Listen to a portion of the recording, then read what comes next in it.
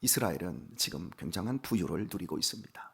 그들은 부자가 되었습니다. 그들은 스스로 말하기를 내가 재물을 얻었는데 물은 나의 수고한 중에서 죄라 할 만한 불의를 발견할 자 없으리라. 자기들이 고백을 합니다. 분명히 자기들의 양심을 거스리며 재물을 모은 겁니다. 남의 물건을 경매하고 차압하고 그리고 거짓으로 속여서 증여하고 이렇게 재물을 모아 놓았습니다. 세상의 법으로는 아무런 하자가 없습니다. 법에 걸릴 만한 것이 없습니다. 그러나 하나님의 눈으로는 남의 물건을 탈취한 거고 사기쳐서 부자가 된 겁니다. 그런데 이스라엘은 스스로가 말하기를 죄라 할 만한 불의를 발견할 자 없으리라. 사람들은 내가 이렇게 부자가 되고 돈을 많이 번 건 불로소득을 통해서 얻은 것이다라는 것을 전혀 모른다는 거예요. 그러나 그것을 하나님은 아신다는 거지요. 하나님께서 뭐라고 말씀하시냐면 9절을 보면 네가 애굽 땅에서 나옴으로부터 나는 네 하나님 여호와니라.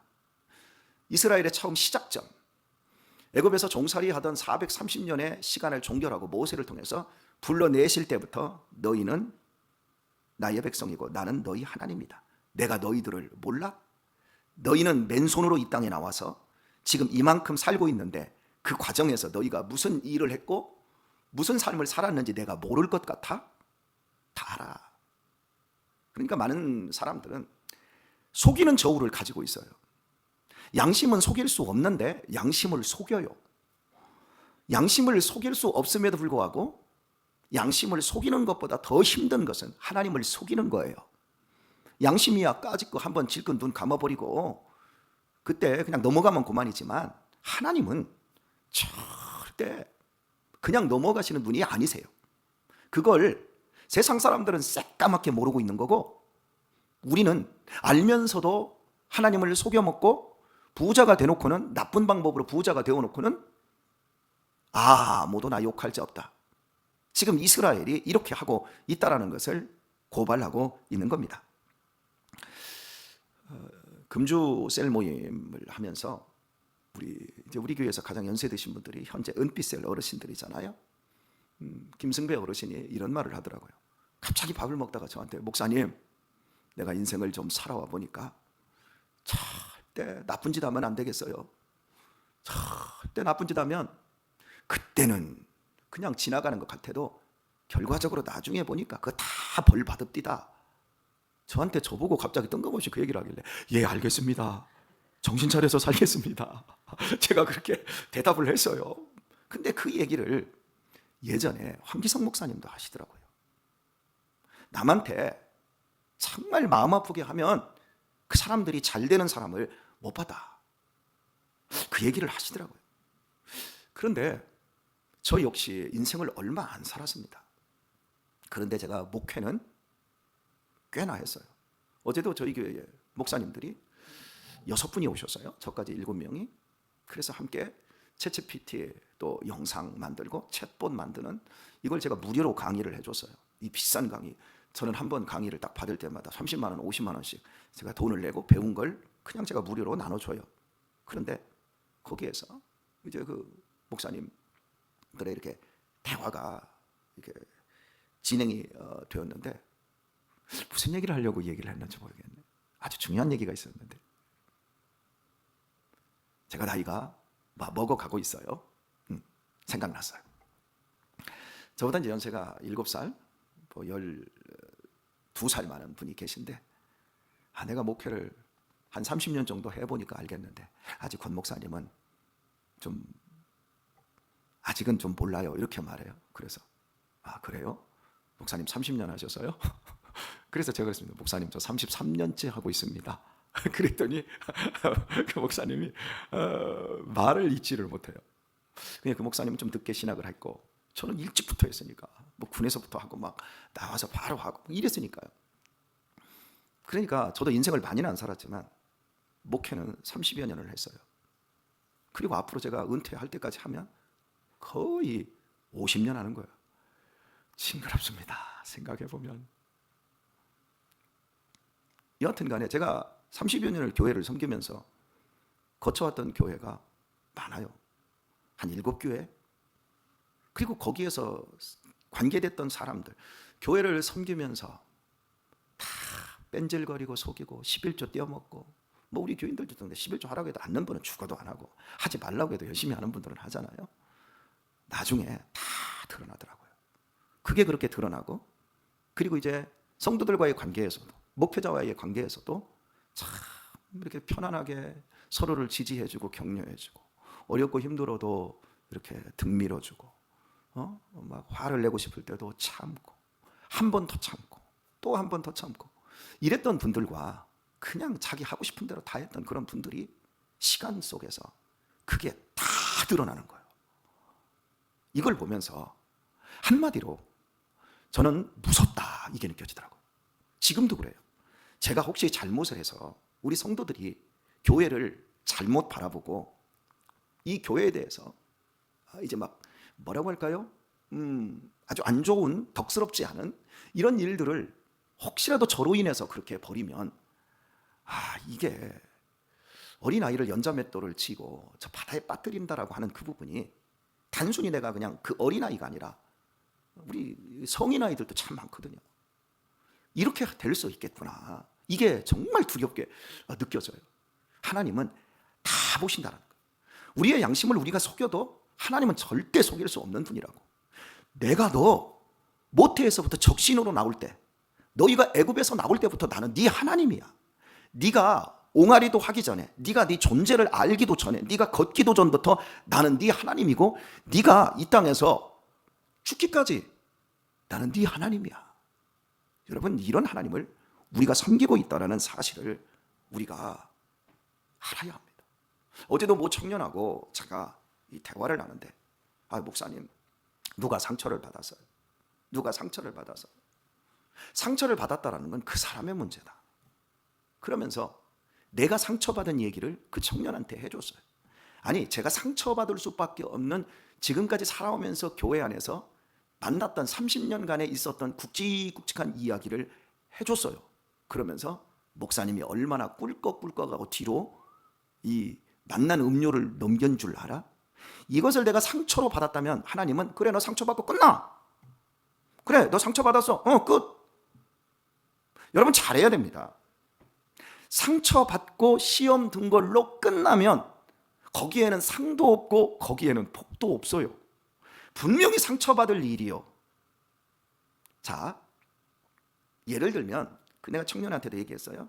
목사님이 이렇게 말했다고 해보자. 너 같은 건 지옥이나 가야 돼 라고 얘기하면 상처 받아야 돼요, 안 받아야 돼요? 이런 경우에는 상처를 99%는 받습니다. 100명의 사람이면 99사람이 상처를 받아요. 한 사람이 상처를 안 받는 건 생각이 모자라든지 어쨌든 이런 것은 상처를 받아요. 직접 대놓고 그 사람을 공격하는, 그 사람을 이렇게 대놓고, 만약에 우리 신영순 권사님 있으면 신영순 권사님한테 제가 막 그렇게 하는 거예요. 권사님, 교회 나오지 마. 새벽에 권사님 모시러 다니기 힘들어 죽겠어. 그냥 집에서 해. 그리고 권사님 나 얼굴 보기 싫어. 새벽부터 나 권사님 꼴보기 싫어. 이 얘기를 제가 했어요. 그러면 신영순 권사님한테 했으면 신영순 권사님 이거 상처받고 다음 달부터 나와요, 안 나와요? 못 나올 일이잖아, 맞지요? 권사님 시험 안 받을 분이니까 제가 권사님한테는 한 거예요. 아셨죠? 제가 이렇게 했어요. 그러면 이건 상처받는 일이에요. 그러나 설교 중에 여러분, 교회 와서 남한테 해코지하고 승질 부리고 욕할 바에야 차라리 교회를 안 나오고 비대면으로 혼자 예배하는 게 서로에게 좋습니다. 이게 상처받을 말이요, 아니요? 제가 설교 중에 했어. 이거 상처받을 말이요, 안 받을 말이요? 이 말은 교회를 나오지 말라는 얘기가 아니라 교회에 나오면 서로 사랑하고 격려하고 동료하라는 얘기잖아요, 그죠? 그런데 보세요, 어떤 사람은 상처를 받고 어떤 사람은 상처를 안 받아요. 똑같은 말에 대해서 상처를 받으면 상처 받는 걸로 끝나고, 하나님은 그래, 내가 너 봤다. 너 상처 받았니? 누구도 상처 준 게 아닌데? 목사님이 상처 준 말이 아닌데? 더 잘하라는 말인데? 너 그래? 그 정도밖에 안 돼? 그래, 너는 좀 거기에서 조금 더 시험과 연단을 좀 받아야 되겠다. 바깥 어두운 데서 좀 슬피 한번 울고 있어라. 아무런 상의 없는 거예요. 그러나 신영순 권사님처럼 제가, 권사님 교회 나오지 마세요. 나 권사님 꼴 보기 싫어. 이렇게 했는데도 권사님이, 목사님 어떻게 목사님이 그래요? 목사님, 나는 목사님을 엄청 사랑해요. 나 꼴 보기 싫어도 좀 내 꼴 좀 잘 봐주세요. 나는 이 교회를 떠나서는 내가 어디 가요? 나는 목사님을 통해서만 받는 말씀을 그대로 하나님의 말씀으로 받을게요. 이러면서 그걸 시험을 안 받고 오히려 그걸 사랑으로 제 허물을 덮어줍니다. 옆에서 신영송 권사님에게 제가 막 뭐라고 하는 걸 옆에서 우리 고명자 권사님이 보았어요. 고명자 권사님 보면서 아니 목사님이 어떻게 그래? 신 권사님 승질 받나? 신 권사님 이럴 때 우리 목사님 한번 이번에 몰아내버릴까? 이러고 옆에서 하는데도 아니 그러면 안 돼. 하나님이 세워주신 주의 종은 기름 부은 그 주의 종은 하나님이 하시는 거야 하면서 신 권사님이 그걸 다 이겨낸다고 해봅시다. 그러면 하나님이 어떻게 할까요? 와, 너 다윗과 같은 마음을 가졌네. 너 상처 안 받고 너는 이걸 믿음으로 이겼으니 내가 너한테 이제부터는 복을 주겠노라. 그래서 내가 그 청년한테 이런 식으로 이야기를 하면서 우리가 하나님을 믿는다라고 하는 것은 생각 속에 내가 하나님을 믿고 있지 그런 게 아니라 실제적으로 내 감정이 깨지고 내 마음이 무너져 내릴 때 현실은 아무것도 차고지지 않을 때도 하나님이 나를 저 엄마 뱃속에 있을 때부터 내가 태어나서 지금까지 살아오는 날 동안 은혜를 베풀어 주셔서 내가 지금 여기 있는 거지. 네가 그 생각을 해야 돼. 그래야만이 교회에서 섬기고 함께 청년회를 섬기면서 나아갈 때 그 모든 것들이 다 복이 되는 거지. 조금 이렇게 같은 사람들끼리 이렇게 이야기하다가 이 청년이 이야기하고 저 청년이 이야기하고 목사님이 이야기하고 그런 것들마다 다 상처로 받는다면 청년대 상처로 받고 아무런 복을 못 받는 거야. 어떤 길을 선택해야 될까? 이 청년이 대본에 알아듣더라고요. 아, 신앙은 그런 거군요. 교회 생활은 그런 거군요. 여러분, 오늘 읽은 말씀에서 네가 애굽 땅에서 나옴으로부터 나는 네 하나님 여호와니라. 지금 내가 기분 좋을 때만 하나님이 내 하나님이 아니라 내가 잘 나가고 내가 정말 인생에 있어서 보람을 느끼는 시간만 하나님이 내 하나님인 거 아니고 내가 세상에서도 잘 되고 내 자식들도 잘 돼서 부유하고 안전하고 편안할 때만 하나님이 내 하나님이 아니라 애굽에서 종살이 할 때 그 부르던 그 시점에서부터 하나님이 내 하나님이다. 너 그거 기억하지 않으면 네가 일구는 모든 부와 네가 인생에서 일구어가는 모든 성공 그 모든 것들이 나랑 아무런 상관없이 네 제주껏 하다가 남의 것 사취하고 탈취하고 그래서 너 이 땅에서 부자 되었다고 그렇게 떠벌리게 되어져. 그리고 결과가 뭔 줄 알아? 9절 후반절 볼까요? 내가 너로 다시 장막에 거하게 하기를 명절일에 하던 것 같게 하리라. 여러분 여기서 이 장막이 어디입니까? 이스라엘 백성들이 하나님께서 그들을 불러내셔서 광야에서 40년 동안 천막치고 살았던 그 장막 시기를 이야기하는 거예요. 그리고 명절일이라고 하는 건 이 초막절에 그들이 장막 안에서 무교전병을 먹으면서 그 고통스러웠던 그 하나님께서 그들을 불러냈던 그 40년의 연단의 시기를 말하는 거예요.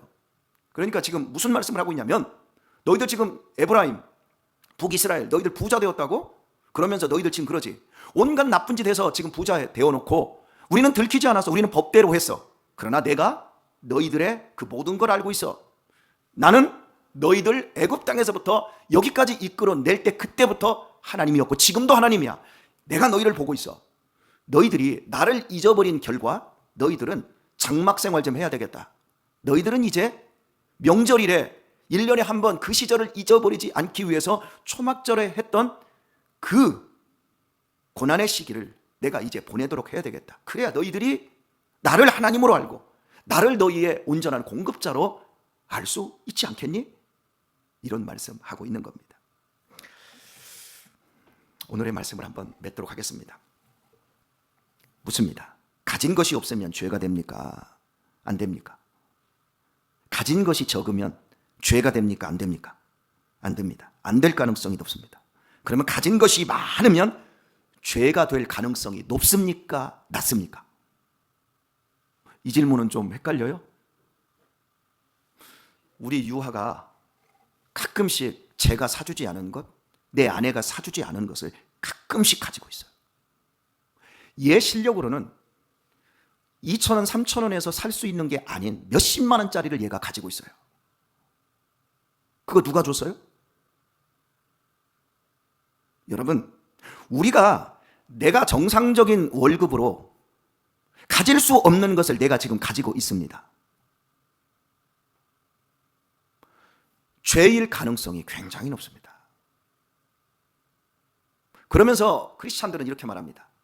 하나님이 주셨다고. 하나님은 이럽니다. 불의를 겸한 재물을 내가 너희에게 준 적이 없다고. 속이는 재물로 부를 구하는 것은 자기를 죽이는 일이라고, 생명을 죽이는 일이라고 말씀하셨어요. 여러분, 내가 가진 것들 중에 없는 것은 죄가 안 될 경우가 많지만 내가 가진 것이 많은 것 중에 죄가 될 요소는 굉장히 많다는 걸 기억을 해야 됩니다. 하나님이 안 주셨는데 주었다라고 뻐기면서 속이고 있습니다. 이스라엘 백성들이 그러다가 망한 거예요. 하나님의 백성들은 가난한 것이 죄가 되지 않습니다. 절대 죄가 되지 않습니다. 그러나 하나님의 백성들 중에서 부자가 된 사람들은 죄인 가능성이 많습니다. 무식한 것은 죄가 되지 않을 가능성이 더 많지만 똑똑하고 유능하면 죄가 될 가능성이 너무 많아집니다. 왜냐하면 부라고 하는 것은 전문적인 지식과 고급 정보를 가진 사람들이 취하는 것이기 때문에 그렇습니다. 고덕에 개발이 된다, 소사벌이 개발이 된다, 우리는 지금 보고 있지만 그것을 이미 고급 정보를 가졌던 사람들은 떼돈을 벌었습니다. 전문적인 지식을 가진 사람들이 죄를 지을 가능성이 훨씬 많습니다. 우리 자신들을 돌아봐야 됩니다.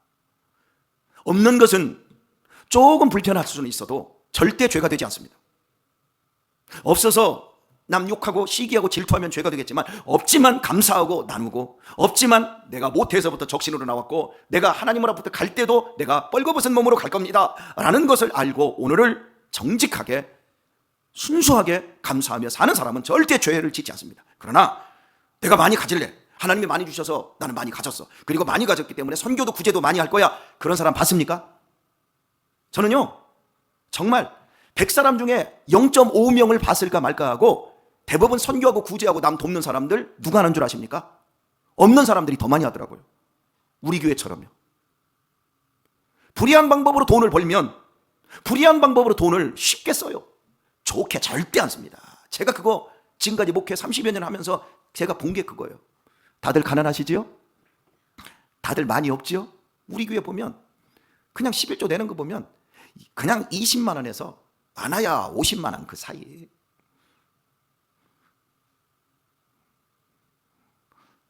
너무 위축되지 마시고 나는 죄 안 짓고 살아 그렇게 하시고, 세금도 얼마 안 내시죠? 예. 1년에 26억 내는 크리스찬도 있답니다. 여러분, 그런 사람들 돈 다 어떻게 벌었겠어요? 배 아파하지도 마시고 속상해하지도 마시고, 우리 빨가벗고 아무것도 없이 왔다가 갈 때 아무것도 없이 갑니다. 아셨죠? 그러니까 감사하시고 기뻐하시고, 하나님 없어서 너무 좋네요, 아이고 감사합니다. 모든 삶에서 시험 들지 마시고 모든 삶에서 상처받지 마시고 하나님께서 복 주실 수밖에 없는 그런 사람들 되시길 바랍니다. 올해도 우리 전종호 집사님 농사 잘 될 겁니다. 올해도 열심히 일하시고 농막에서 뼈 빠지게 일하시고, 그렇게 일하시면 죄도 안 짓고요, 하나님께서 풍성한 쌀도 주실 것이고, 아멘도 안 하시네. 올해도 행복하게 이렇게 사시고, 때가 되면 하나님께서 천국으로 부르시면 상 받으러 가자. 여러분, 우리 전종호 집사님처럼 우리 모두 우리의 삶의 터전에서 이런 복된 인생 일구어 갈 수 있는 우리 성도님들 다 되시길 예수님의 이름으로 축원합니다.